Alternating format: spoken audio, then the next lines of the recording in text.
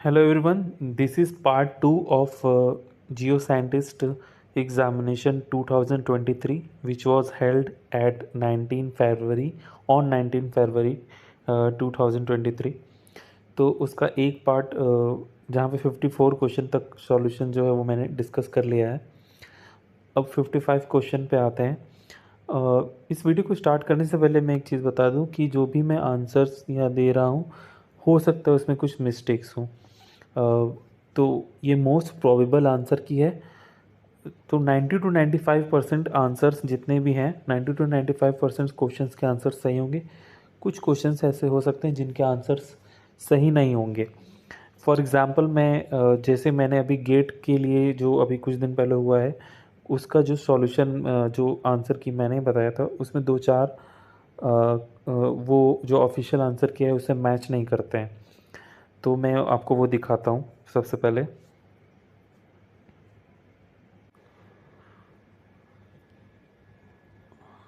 अब जैसे ये वाला जो क्वेश्चन है इसका आंसर मैंने गेट की सॉल्यूशन गेट के आंसर की में मैंने वर्टिकल फोल्ड बताया था। बट जो ऑफिशियल आंसर की उसमें अपराइट फोल्ड भी दिया हुआ है। बी और सी आंसर है। तो यहाँ मैं हो सकता है मैं गलत हूँ। ऐसे ही कुछ क्वेश्चंस और हैं।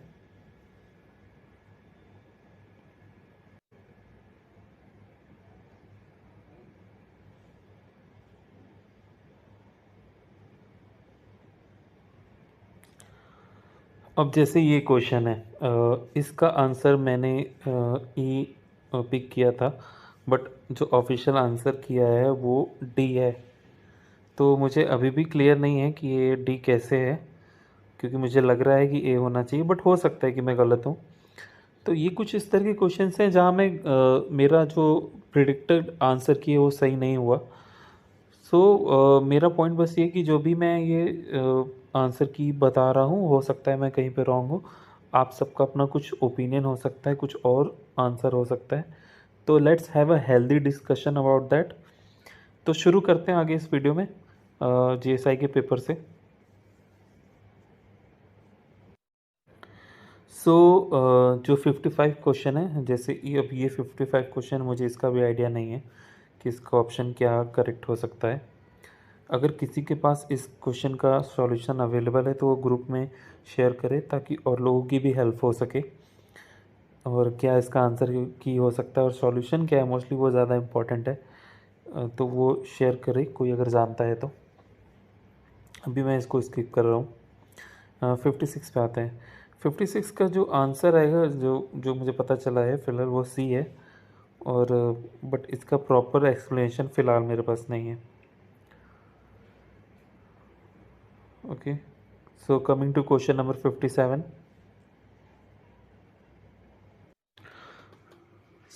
सो इन क्वेश्चन 57 यहाँ पे क्या करना है कि जैसे कि आप देख सकते हो क्वेश्चन है, consider very long cylindrical conductor of charge per unit length lambda and let E be the magnitude of electric field due to cylinder at a perpendicular distance r. तो इसका सॉल्यूशन जो होगा, सो आप देख सकते हो जो इलेक्ट्रिक फील्ड होता है इस केस में for at perpendicular distance R वो होगा lambda upon 2 pi epsilon not R. So फिर अब बोल रहा है कि इलेक्ट्रिक फील्ड को अगर हाफ कर देते हैं तो फिर इस केस में अगर मैं मान लेता हूँ कि अब new electric field E dash हो जाए तो वो होगा lambda upon 2 pi epsilon not r dash. और हमें ई की वैल्यू ऊपर से पता है जो कि यहाँ पे आप देख सकते हो, ये यहाँ पे पुट करेंगे और फिर R equals to two R dash equals to 2 R आ जाएगा। Okay, so this will be the right answer. So इसका जो आंसर होगा वो 2 आर होना चाहिए। Coming to next question 58। 58 में 2 सर्कुलर कॉइल्स हैं, करंट कैरिंग वायर एंड उनका मैग्नेटिक मोमेंट सेम है। और फर्स्ट कॉइल का सारा टर्म्स दिया हुआ है और सेकेंड कॉइल के केस में रेडियस निकालना है। तो इसको ऐसे करेंगे।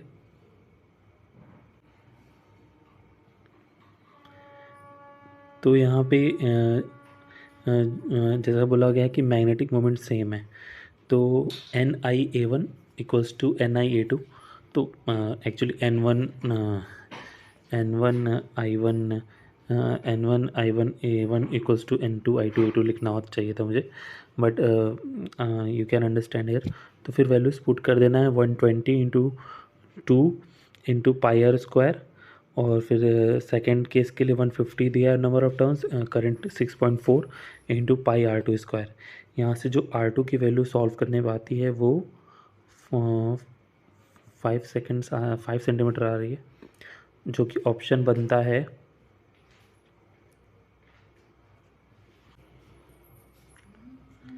सो यहाँ पे जो ऑप्शन है वो 5 होना चाहिए। नेक्स्ट क्वेश्चन 59 का I do not have a solution right now, so मैं इस क्वेश्चन को स्किप करूँगा अभी फ़िलहाल, बट जैसे इसके बारे में पता चलता है I will give you a solution for that. Coming to question number 60, the general solution of radial potential V are obtain by solving the corresponding Laplace equation. Laplace equation के उसमें अगर हम पोटेंशियल वी आर निकालना है तो वो आपने पढ़ा भी होगा, A plus A by R plus B कुछ इस फॉर्म में आता है। तो that why I think the answer should be C. So coming to next question 61 का जो क्वेश्चन है वो फ़िलहाल मुझे इसका आंसर तो पता है, बट मैं इसका एक्सप्लेनेशन अभी नहीं दे पाऊँगा, मुझे बहुत क्लियर नहीं है इसके बारे में। तो इसका जो आंसर वो होगा वो सी होना चाहिए, बट इसका explanation I don't have right now. Coming to question number 62, तो क्वेश्चन नंबर 62 में क्या करना है, सो यहाँ पे जो मैक्सिमम ईएमएफ है वो एन बी ए इंटू ओमेगा है, ये फॉर्मूला है, और यहाँ पे एन बी ए की वैल्यू वैसे दी भी नहीं हुई है, तो उसको हम अभी बस इक्वेशन बनाएंगे। तो फर्स्ट केस में 50 वोल्ट है, then equals to n B into 2 pi r f, यहाँ पे 120 आरपीएम दिया हुआ है, इसको चेंज करने की ज़रूरत नहीं है क्योंकि आंसर भी आरपीएम में ही पूछ रहा है। सेकेंड केस में 75 वोल्ट है, और हमें यहाँ पे मान लेता हूँ कि एक्स आरपीएम है, तो बस इन्हें डिवाइड कर देना है। जो एक्स की वैल्यू आएगी 180 आ जाएगी, 180 आरपीएम। तो जिनने भी 180 लगाया है उनका आंसर सही होना चाहिए, तो इसका आंसर 180 होगा। Question see let's see the next question 62 हो गया। 63 में 63 भी काफ़ी सिंपल क्वेश्चन है, इसके मैं आपको बताता हूँ सॉल्यूशन। तो इस क्वेश्चन में आप देख सकते हो, अभी आप इतने पे फोकस करना यहाँ तक। सो इस क्वेश्चन में आप देख सकते हो, तो जो Q होता है वो C इंटू वी होता है, कैपेसिटेंस इंटू पोटेंशियल डिफरेंस, और we already know that I equals to Q by t. यहाँ से क्वेश्चन बनता है I into t equals to C V, हमें I 5/1.5 एम्पियर दिया हुआ है, ये ए एम्पियर है, एरिया मत समझ लेना, into t equals to 2 microfarad into V. तो V बाई टी रेशियो चाहिए, जैसे कि वो बोला कि किस रेट से पोटेंशियल डिफरेंस में ये क्वेश्चन पूछा गया है। तो V बाई टी का रेशियो चाहिए, तो 1.5 एम्पियर अपॉन 2.0 माइक्रोफेराडे, इसको सॉल्व करेंगे तो 7.5 इंटू 10⁵ आंसर आ जाएगा। सो जो आंसर होगा वो 7A होना चाहिए। 64 को भी समझते हैं एक बार।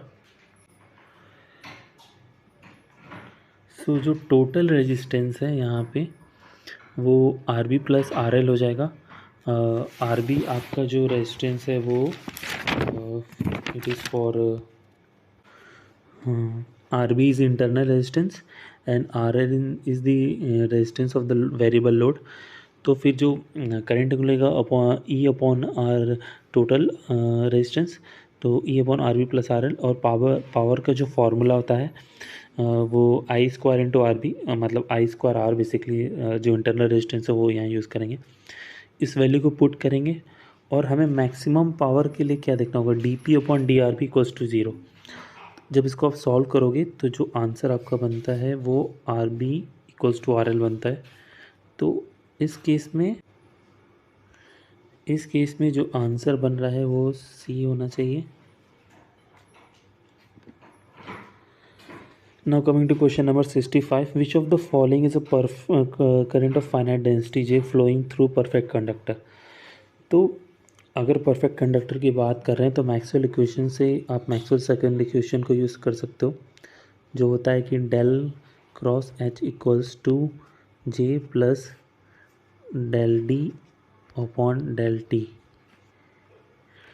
तो अगर आप इस इक्वेशन में देखो, इसने बोला परफेक्ट कंडक्टर है, तो ये जो डिस्प्लेसमेंट करंट वाला फैक्टर है वो वैनिश हो जाएगा। तो इस केस में जो बचेगा वो सिर्फ मेरे पास बचेगा del cross H equals to J. तो अब ऑप्शंस चेक करते हैं। मैग्नेटिक फील्ड वैनिशेस, ऐसा तो कहीं इस इक्वेशन में नहीं दिख रहा है कि magnetic field will vanish. Second जो बन रहा है option, the magnetic field is in general non zero but irrotational. Irrotational के केस में हमें del cross H equals to zero चाहिए, जो कि नहीं है फ़िलहाल, तो ये भी ऑप्शन सही नहीं होगा। Magnetic field decays exponentially with time, ऐसा भी कहीं कुछ नहीं है। तो जो लास्ट ऑप्शन बचता है, the magnetic field is time independent, तो ये ऑप्शन सबसे नियरली करेक्ट लग रहा है, तो डी आंसर होना चाहिए।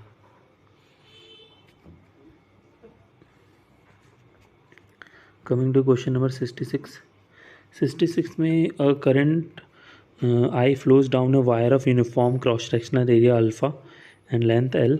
If the potential difference at the ends of wire is V, then what will be the pointing vector? तो इस केस में आपको क्या करना है, मैं बताता हूँ। सो इस पोर्शन को आप देखो, ये इतना आपको ध्यान देना है। So 1 second, this is what you have to focus. तो हमें एरिया अल्फ़ा दिया हुआ है और लेंथ एल है, तो ई बराबर वी बाई एल हो जाएगा। और H equals to, in case of wire of length L and cross sectional area alpha, जो मैग्नेटिक फील्ड होगा वो I upon two pi r होगा। तो जो पॉइंटिंग वेक्टर का मैग्नीट्यूड होता है वो ई डॉट एच होता है, तो V upon L into E upon two pi r. तो आप अगर ऑप्शन को देखोगे तो ऑप्शन में रेडियस का टर्म कहीं भी नहीं है, तो हमें रेडियस के टर्म को हटाना है। तो alpha equals to pi are square होता है, अल्फ़ा यहाँ पे एरिया है, तो यहाँ से R equals to alpha upon pi आ जाएगा। और इस वैल्यू को आप जब यहाँ पुट करोगे तो ओवरऑल आपका जो आंसर बनता है वो I V upon two L under root pi alpha बनेगा। आप खुद से सॉल्व करोगे तो आपको क्लियर हो जाएगा। So let's see. तो जो ऑप्शन यहाँ पे करंट मुझे सही लग रहा है वो बी होना चाहिए। A monochromatic plane electromagnetic wave of amplitude E naught frequency omega and zero phase angle travels in a negative direction। तो इस क्वेश्चन को ऑप्शन से करने की कोशिश करेंगे। जब इसने बोल दिया कि नेगेटिव एक्स डायरेक्शन, तो नेगेटिव एक्स डायरेक्शन में जब, जैसे आप फर्स्ट ऑप्शन अगर देख रहे हो तो ये यहाँ पे माइनस एक्स, तो जब भी ये माइनस एक्स वाई होता है तो ये इसका मतलब है कि the wave is travelling in positive x direction. तो ए और बी सी तो नहीं हो सकते, ये दो ऑप्शंस करेक्ट नहीं होंगे। अब क्वेश्चन बी और सी को देखते हैं एक बार। Now it is saying it is polarized in Z direction.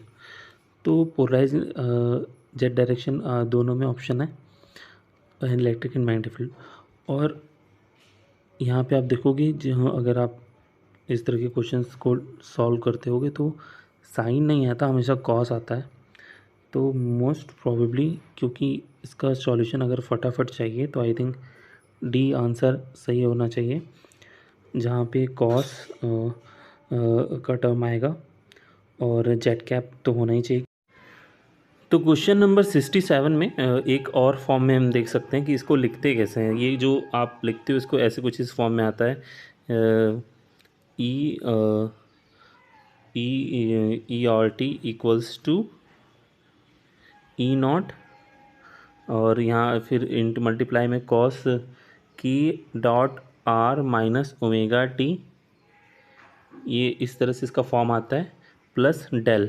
तो यहाँ फेज एंगल 0 दिया हुआ है, और जो के डॉट आर की वैल्यू आएगी वो आपकी आ जाती है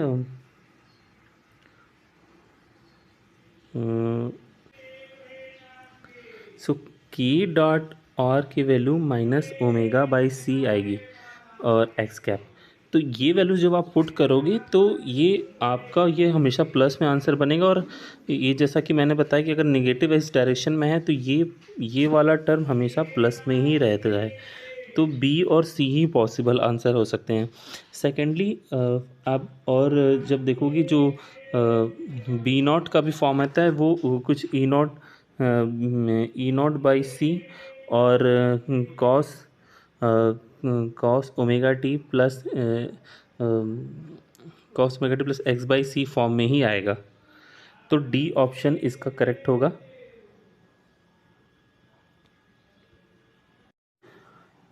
अच्छा, शायद एक क्वेश्चन स्किप हो गया था, क्वेश्चन नंबर 40, उस पर शायद मेरा ध्यान नहीं गया। तो क्वेश्चन नंबर 40 के लिए मैं आपको दिखाता हूँ, आपको कुछ नोट्स दिखाता हूँ, वो इम्पॉर्टेंट है। सो यहाँ पे आप देख सकते हो बाइनोमियल पॉइजन और नॉर्मल डिस्ट्रीब्यूशन का कंपैरिजन लिखा हुआ है। ये काम की चीज़ है, आपके आगे किसी एग्ज़ाम में भी आ सकती है। तो बाइनोमियल डिस्क्रीट है, पॉइजन भी डिस्क्रीट है, बट नॉर्मल जो डिस्ट्रीब्यूशन है जिसको गॉसियन डिस्ट्रीब्यूशन भी कहते हैं वो कॉन्टिन्यूअस है। बाइनोमियल बाय पैरामेट्रिक है, नॉर्मल भी बाय पैरामेट्रिक है, बट पॉइजन यूनि पैरामेट्रिक है। सबके लिए प्रोबेबिलिटी डेंसिटी फंक्शंस की वैल्यू लिखी हुई है, और मीन वेरिएंस और स्टैंडर्ड डेविएशंस की वैल्यू भी लिखी है, वो आपको याद रखना है। यह इस पर्टिकुलर क्वेश्चन में पॉइजन डिस्ट्रीब्यूशन की बात की गई है, तो वहाँ पे जो स्टैंडर्ड डेविएशन है वो अंडर रूट मीन होगा। तो हमें मीन दिया हुआ है जैसा कि आप देख सकते हो। तो यहाँ पे हमें मीन दिया हुआ है 9 पॉइजन डिस्ट्रीब्यूशन के केस में। तो standard deviation under root mean यानी अंडर रूट 9, तो 3 आंसर इसका होना चाहिए।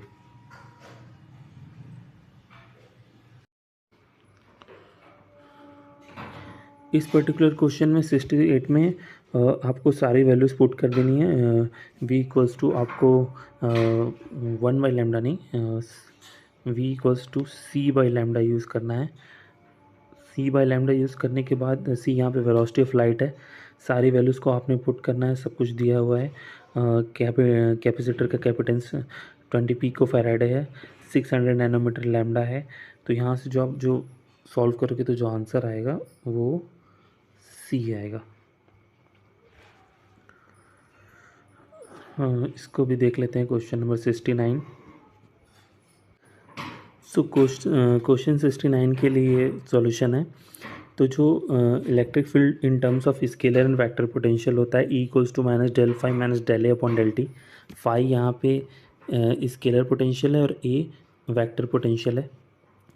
तो उसके बाद आप फाई की वैल्यू आपको दी हुई है फाई नॉट, और ए की value A not t square upon r cube vector r दी हुई है।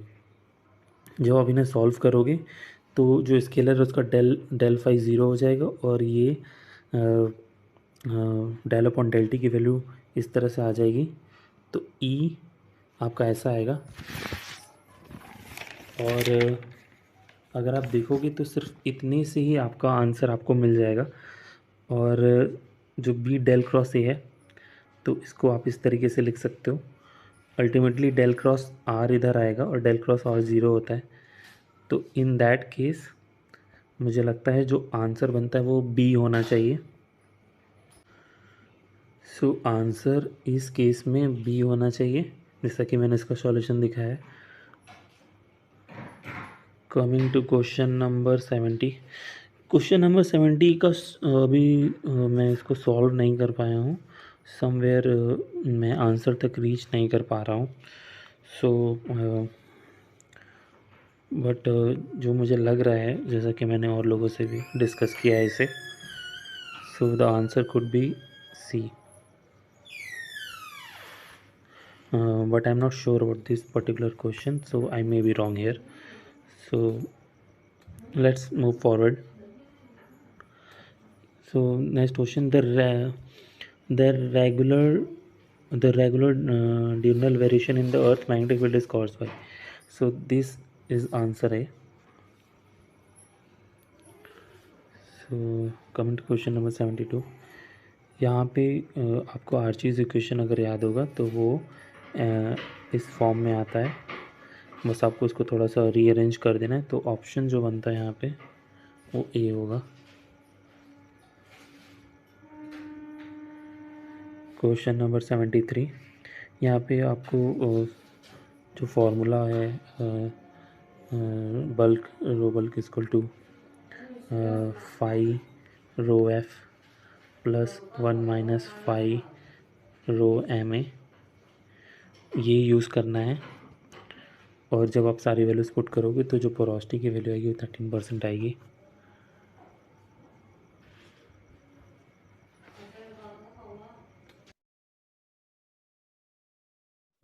One more thing about that, कुछ क्वेश्चंस हैं जिनका जो मैंने पार्ट ए में जिनका मैंने आंसर बताया था वो सही नहीं था, तो उसको करेक्ट करना ज़रूरी है। जैसे फॉर एग्जांपल ये क्वेश्चन, इसका आंसर ए होगा। और इसी तरह कुछ क्वेश्चंस और हैं, जैसे ये क्वेश्चन है, इसका आंसर बी होना चाहिए। मैंने शायद यही बताया, तो ए नहीं होगा, बी होगा इसका आंसर, क्योंकि एफ इक्वल्स टू माइनस के आर होता है।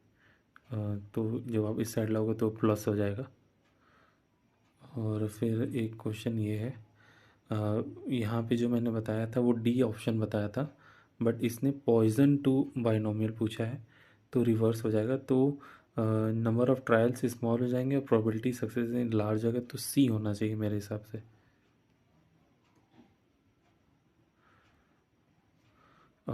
ओके, तो ये चीज़ मेंशन करनी ज़रूरी थी।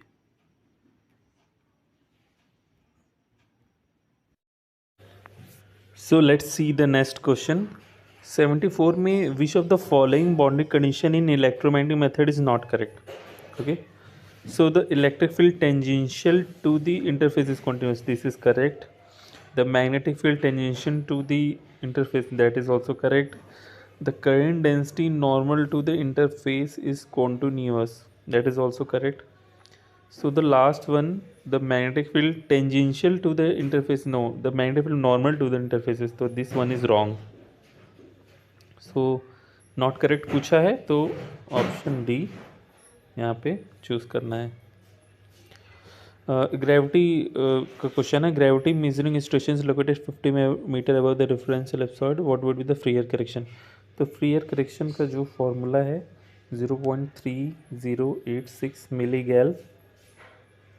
मिलीगैल पर मीटर, उसी को बस अप्लाई कर देना है। और स्टेशन 50 मीटर है, तो मल्टीप्लाई करोगे आप तो आ जाएगा 15। Next question, electromagnetic wave at 100 hertz can penetrate to a depth of 100 meter. The depth of penetration of the same medium for electromagnetic 400 hertz. तो बस ये जो आप यहाँ देख रहे हो, इसी को स्किन डेप्थ को यूज़ करना है। Skin depth equals to 500 under root rho by F1। तो ये जो आप यूज़ करोगे तो जो आ जाएगा आपका डेप्थ ऑफ पेनिट्रेशन वो 50 मीटर आ जाएगा। फिर if in optically pumped magnetometer the splitting of energy levels in the presence of magnetic field, जो splitting of energy levels है उसको जीमन इफेक्ट कहते हैं। the maximum gravity and half width of the gravity anomaly profile curve over a sphere of 0. milligal and 35 meter depth to center and mass। तो इस question में सिर्फ depth निकालने से ही काम हो जाएगा, मास निकालने की ज़रूरत नहीं है। तो डेप्थ के लिए आप ये यूज़ कर सकते हो, x half equals to 1.3 z। ये जब आप वैल्यू पुट करोगे तो x की वैल्यू 45, डेप्थ की वैल्यू 45.5 मीटर आ जाएगी, और इससे ही आपका काम हो जाएगा। नेक्स्ट वन, हाँ अब इस क्वेश्चन में थोड़ा सा कन्फ्यूजन है। और इसके डिफरेंट डिफरेंट आंसर हो सकते हैं, जैसे which of the following electrode array provides good vertical resolution but poor depth of penetration. तो पुअर डेप्थ ऑफ पेनिट्रेशन की बात है तो डायपोल तो नहीं हो सकता, क्योंकि डायपोल का पेनिट्रेशन अच्छा होता है, डेप्थ ऑफ पेनिट्रेशन, तो डायपोल नहीं हो सकता। वेनर और स्लम्बर्जर की बात करते हैं, दोनों की डेप्थ ऑफ पेनिट्रेशन तो पुअर है, बट अगर हम वर्टिकल रिजोल्यूशन की बात करें जो मुझे लगता है, तो वो स्लम्बर्जर का ज़्यादा अच्छा है, क्योंकि वेनर का लेटरल रिजोल्यूशन या हॉरिजॉन्टल रिजोल्यूशन ज़्यादा अच्छा है, वर्टिकल रिजोल्यूशन तो स्लम्बर्जर का ज़्यादा अच्छा है, मुझे ऐसा फील होता है, तो इसका आंसर स्लम्बर्जर होगा। बहुत सारे लोगों को वेनर भी लग रहा है, मेरे हिसाब से स्लम्बर्जर होना चाहिए। Which of the following average velocity along the zero axis reflection path to the second reflector for the following model? तो एवरेज वेलोसिटी में आपको जो बस ये करना होता है v equals to V average equals to total depth जो भी है जितना भी अपॉन टोटल टाइम, तो ये आपको करना है, और फिर जब आप ये करोगे तो आंसर आपका बी आएगा। Second, which of the following 81 which of the following coherent seismic is layered. तो जो ग्राउंड रोड होता है उसको हॉरिजॉन्टल कोहेरेंट नॉइस कहते हैं, और मल्टीपल्स को रिफ्लेक्श वर्टिकल कोहेरेंट नॉइस कहते हैं। तो इन्होंने कोहेरेंट नॉइस की सिर्फ बात की है, हॉरिजॉन्टल वर्टिकल की बात नहीं की है, तो इसका दोनों आंसर सही होगा, ground road and multiple reflection both. A reflection survey indicates the depth of 750 meter to first reflector between the two layer velocities, what will be the two way reflection time। तो ये आपको यहाँ पे ये formula use करना है, T not equals to under root x square plus 4z square upon V, ये आपको यूज़ करना है। जब आप ये यूज़ करोगे तो ये डी आंसर आएगा। तो ये यूज़ करने से, ये फॉर्मूला यूज़ करने से आपका जो आंसर आएगा वो डी आएगा। Next question, consider the basic geometry of reflected ray path. तो यहाँ ये डीप मूव आउट का क्वेश्चन है। डीप मूव आउट के लिए जो फार्मूला होता है वो होता है delta t d equals to 2x sine theta upon V. ये सारी वैल्यूज़ को आप पुट करोगे तो जो डीप मूव आउट, एक्चुअली यहाँ पे आपसे पूछा गया है, डीप दिया हुआ है आपसे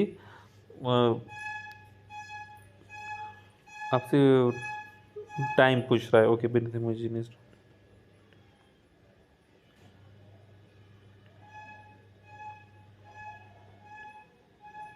ओके सॉरी। सो आपको यहाँ पे डीप मूव आउट ही निकालना है, तो वो जो आएगा वो आपका 2 सेकेंड्स आएगा।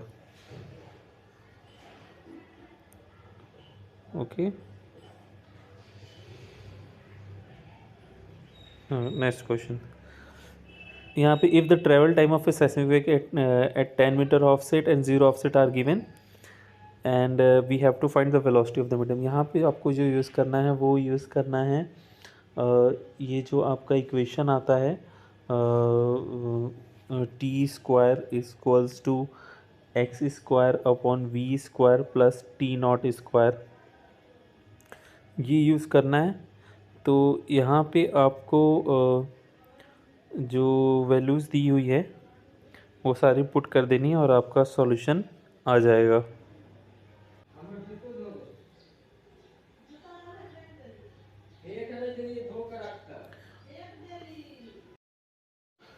सो इस क्वेश्चन में क्वेश्चन नंबर 84 में मेरा जो आंसर आ रहा है वो 28 पॉइंट समथिंग आ रहा है, 28.8।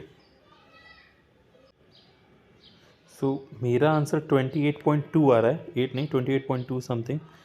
अगर किसी का कुछ और आंसर आ रहा है तो वो बताए, बट इसका एग्जैक्ट आंसर मेरा तो नहीं आ रहा। अगर इसके बारे में किसी को इन्फॉर्मेशन है इस पर्टिकुलर क्वेश्चन के बारे में तो शेयर कर सकता है। नेक्स्ट क्वेश्चन पे चलते हैं। To prevent aliasing a filter must be applied before sampling और resampling to a larger sample period and a filter must be applied to limit frequency. तो इस क्वेश्चन में थोड़ा कन्फ्यूजन था, बट जो मुझे इसका एक्सप्लेनेशन लगता है कि जैसे जब हम जब हम सैम्पलिंग थ्योरम की बात करते हैं तो सैम्पलिंग थ्योरम में क्या होता है कि हमारा जो सिग्नल है जिसको हम सैम्पल कर रहे हैं उसमें जो हाईएस्ट फ्रिक्वेंसी कंपोनेंट है हमारा सैम्पलिंग फ्रिक्वेंसी उससे एटलीस्ट ट्वाइस होना चाहिए। अगर कहें कि सिग्नल की रेंज 50 टू 100 हर्ट्स है तो 100 हर्ट्स उसका मैक्सिमम फ्रिक्वेंसी है, तो हमारा जो सैम्पलिंग फ्रिक्वेंसी है वो एटलीस्ट 200 हर्ट्स होना चाहिए। That is what sampling theorem says. अब यहाँ पे ये बोल रहा है कि अब हमको अलियासिंग से प्रिवेंट करना है, तो हम ये चूज़ करते हैं जो हमारा जो मैक्सिमम फ्रीक्वेंसी कंपोनेंट है सिग्नल में, उससे अगर आप देखोगे तो वो जो मैक्सिमम सिग्नल है, फॉर एग्जांपल अगर 100 हर्ट्स है तो उस केस में हमें एलियासिंग जो जो हमारा जो सैम्पल पीरियड होगा उसका, अगर मान लो आप सैम्पलिंग पीरियड ऐसा ले रहे हो कि वो जो हाईएस्ट फ्रिक्वेंसी कंपोनेंट है और मान लो अगर आपका सैम्पलिंग फ्रिक्वेंसी 150 हर्ट्स है तो आपका नाइक्विस्ट फ्रिक्वेंसी 75 हर्ट्स हो जाएगा, बट सैम्पल में मैक्सिमम फ्रिक्वेंसी तो 100 हर्ट्स की है, तो फिर एलाइजिंग होगी। तो हम एटलीस्ट ये फिर हमको अब हमें ये करना होगा कि जो हायर फ्रिक्वेंसी कंपोनेंट है उसे नाइक्विस्ट फ्रिक्वेंसी के बिलो लाना होगा। तो filter must be applied to limit frequency below Nyquist. मेरे हिसाब से आंसर बी होना चाहिए। The spectra cross at frequency F S बराबर 2 = 1/2 T एच जेड। ये सीधा सीधा नाइक्विस्ट फ्रीक्वेंसी का फॉर्मूला लिखा हुआ है, तो डी आंसर होगा।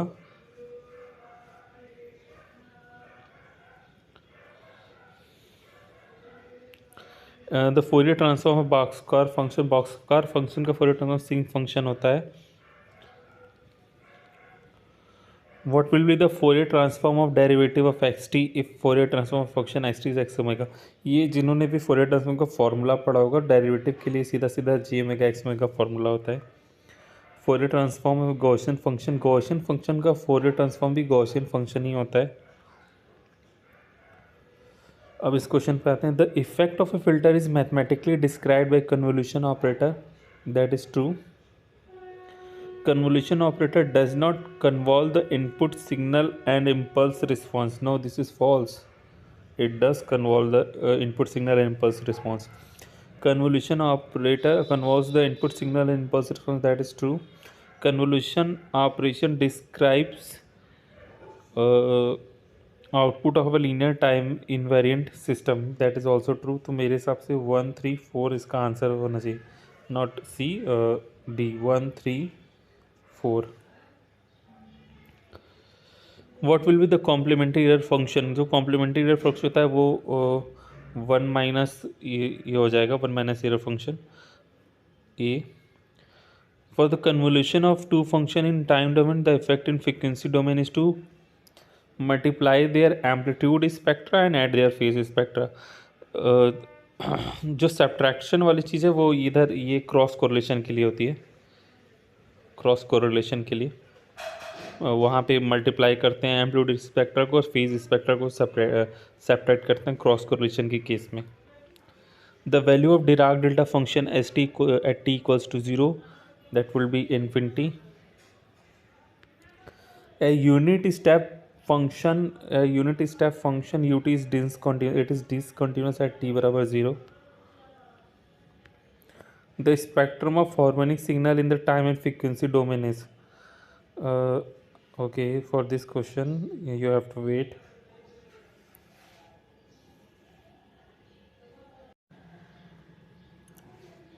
सो इस क्वेश्चन 95 में मुझे कन्फ्यूजन है।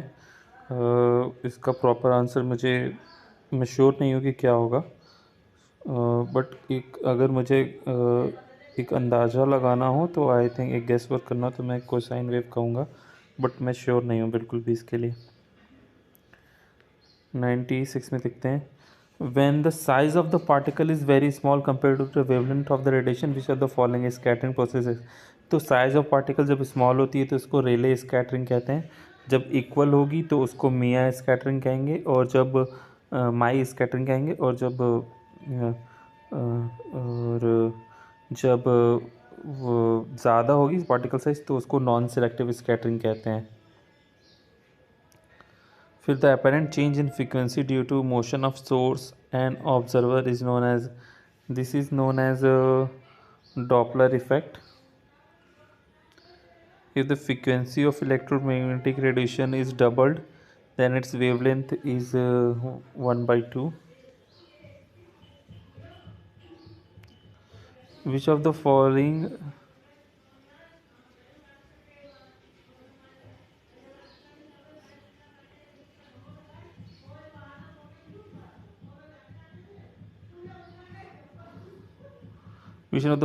region electromagnetic spectrum enable us to see clouds? That is microwave. What kind of wave would you dominant reach the earth's surface if the temperature of the sun reduces to half? तो अगर इसको wins law से देखें तो lambda equals to 2898 upon t. अब बोल रहा है कि temperature of the sun reduces to half, तो दैट मीन्स ये लगभग ट्वाइस हो जाएगा अपने प्रीवियस वैल्यू का। तो जो भी प्रीवियस वैल्यू का ये लैम्डा वन है तो 2 लैम्डा वन हो जाएगा अब वेवलेंथ। तो इस केस में जो आंसर आना चाहिए वो इस केस में जो आंसर मुझे लगता है वो इंफ्रारेड होना चाहिए। अगर वेवलेंथ डबल होगा तो उस केस में ये आपका लॉन्ग वेवलेंथ अगर आप देखोगे उस तो वो इंफ्रारेड का वेवलेंथ ज़्यादा है, तो मुझे लगता है इंफ्रारेड होना चाहिए इसका आंसर। और क्योंकि आप ये यूज़ करोगे ना lambda equals to 2898 upon t यहाँ पे हाफ होगा तो वेवलेंथ ट्वाइस हो जाएगा। इसके अंदर ratio of energy of a photon of 2000 wavelength to that of 4, इसका आंसर 2 आएगा।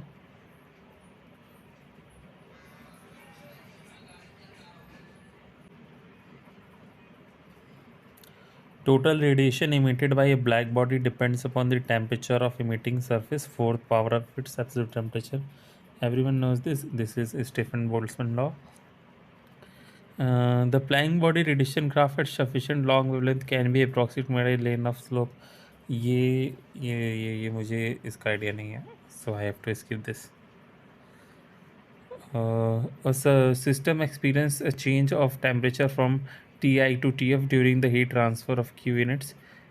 What would be the average heat capacity? अगर ये इस फॉर्मूले से चले तो CP m डेल्टा टी से तो Q अपॉन के फॉर्म में आएगा, तो और delta T final minus T initial, तो P होना चाहिए answer. In a scattering experiment of the atomic mass, the target nucleus is 27 times atomic mass the projectile nucleus. The ratio of radius of target nucleus to that of the projectile. तो इस case में ये जो आएगा answer, इस particular question 105 में आपको क्या करना है, आपको ये r equals to r0 a to the power 1/3, यहाँ पे ये मास नंबर है वो फॉर्मूला यूज़ करना है। r equals to r equals to r0, ये नहीं होगा, 1 second, r equals to r0 a to the power 1/3 जब आप यूज़ करोगे तो ये आंसर आ जाएगा आपका option D 3। Which of the following experiment method is not used to measure nuclear mass distribution? I think the answer could be pi meson. Okay, which one of the following statement is true about the nuclear density of carbon C12 and uranium 238? तो इसका in question number 107, both the nuclei will have the same density because I think as I have studied, the nuclear density does not depend on the mass number or or the uh, uh, mass number, or atomic mass, or number of neutrons. So that's why I think C would be the answer. Coming to question number 108. The fission chain reaction will be subcritical when the multiplication factor k is. तो इस question में तो जैसा कि आप देख सकते हो, self sustaining chain reaction involve neutrons and fission is possible if the critical mass of fuel is accumulated.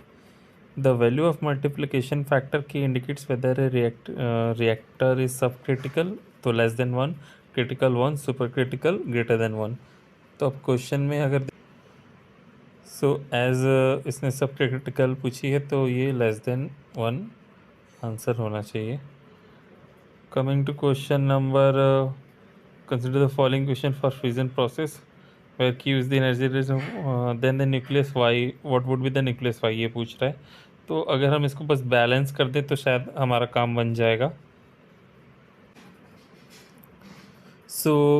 इस क्वेश्चन में बस बैलेंस करना है. तो अगर आप देखोगे 236 लेफ्ट हैंड साइड है, तो राइट हैंड साइड पे भी मास नंबर 236 होना चाहिए.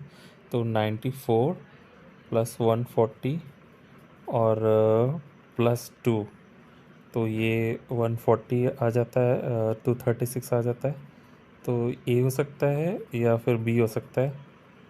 और नीचे अगर देखें तो 92 या यहाँ मेंशन नहीं, बट 92 235 होता है.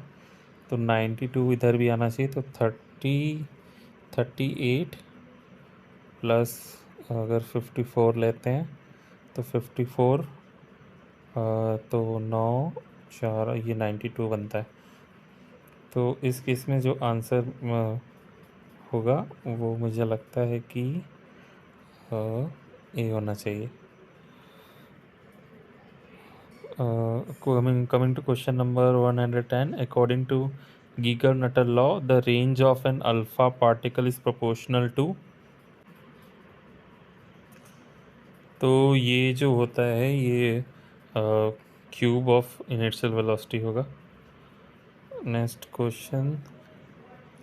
The mass of cobalt 27 cc cobalt required to produce an activity of 10 CI is. तो इसको अगर आप देखें, ये जो क्वेश्चन है काफ़ी कैलकुलेटिव है, 111. और इसका सॉल्यूशन मुझे एक्चुअली फाइंड करना पड़ा है, मुझे भी इसका सॉल्यूशन नहीं पता, बट अभी मैं शेयर कर देता हूँ इसका सॉल्यूशन. तो जैसे आप देख सकते हो यहाँ पे टी हाफ हमें दिया हुआ है 5.26 ईयर्स. तो जो न्यूक्लियर जो एक्टिविटी होती है वो A=A0 e⁻⁻ होती है, और ए को -dN/dt भी लिखते हैं. वो हमें 10 क्यूरी दिया हुआ है, और 10 CI = 3.7 × 10 डिसइंटीग्रेशन पर सेकेंड होता है. ये वैल्यू जब आप इसको कन्वर्ट करोगे, ये आप रखोगे, तो ये इस तरह से आएगा. और फिर इधर लेफ्ट साइड में मैंने लैम्डा के प्लेस पे 0.693 ईयर्स रखा, और एन. बट यहाँ ईयर्स को सेकंड में लाना होगा क्योंकि यहाँ डिसइंटीग्रेशन पर सेकंड है. तो फिर सेकंड में लाओगे तो 1.67 × 10⁸ सेकंड बनता है. और फिर जब आप कैलकुलेट करोगे तो एन की वैल्यू यहाँ पे 89.16 × 10⁻19 आती है. फिर उसके बाद एक ये चीज़ है जिसको ध्यान हो कि इतने एटम 6.023 या 1 मोल में आप कह सकते हो × 10⁻23 में कोबाल्ट का जो मास है वो 60 ग्राम है. तो इतने एटम्स के लिए मास कितना होगा? तो 89.16 × 60 अपॉन 6.023 × 10⁻23, तो ये 88 मिलीग्राम आता है. काफ़ी कैलकुलेटिव है इस एग्ज़ाम के पर्पज़ से. तो या हो सकता है किसी को कोई और वे सॉल्यूशन का पता हो, बट फ़िलहाल तो ये सॉल्यूशन मुझे समझ में आया है. और तो डी आंसर होगा इसका। An incident gamma ray interacts with a nearly free electron only during, okay, इसका Compton scattering। और ये what will be the half life of a radioactive substance whose activity drops 1/16 of its initial value। तो इसको आपने सीधे ये formula use करना है, n equals to n naught 1/2 t to t के पावर 1/2 के power t upon t half. तो वहाँ से ये 10 आंसर आ जाएगा आपका। ये है which of the following rocks have maximum 40 K background activity. ये ग्रेनाइट होना चाहिए। और the actinium series for natural radio starts from, इसका जो आंसर होगा the actinium series for a natural radio starts, इसका जो आंसर होगा ये U35 होना चाहिए। Which of the following radiation detectors provides the best energy resolution to measure the energy of gamma rays? इसका जर्मेनियम डिटेक्टर होना चाहिए। आगे बढ़ते हैं। In a scintillation detector, the role of photocathode is basically to convert the scintillation light emitted from a cylinder to photoelectrons। 100 kinetic energy of photon whose de Broglie wavelength, इसमें आपको क्या करना है आंसर होगा वो मुझे लगता है जब ये यूज़ करना तो ये जब कैलकुलेट करोगे तो ये जो आएगा इसके अराउंड आना चाहिए। Next question, dimension German experiment on electron scattering of solid surface confirms the, ये आई थिंक डी होना चाहिए। And last question, for annual average state of hydrogen atom the maximum value of LZ, इस case में जो answer किया है वो 3H कटाएगा। तो सारे क्वेश्चंस की मैंने कोशिश की है कि आंसर की प्रोवाइड कर सकूं। कुछ क्वेश्चंस रह गए हैं जिनके आंसर की मुझे भी पता नहीं है, या कुछ के जिन पे मैं श्योर नहीं हूँ, मैंने ऑलरेडी मेंशन कर दिया है। और बाकी किसी को किसी चीज़ पे लगता है कि हाँ इसका कुछ और आंसर किए हो सकता है तो वो बताए, कमेंट करें। आप इस वीडियो में इतना ही, थैंक यू।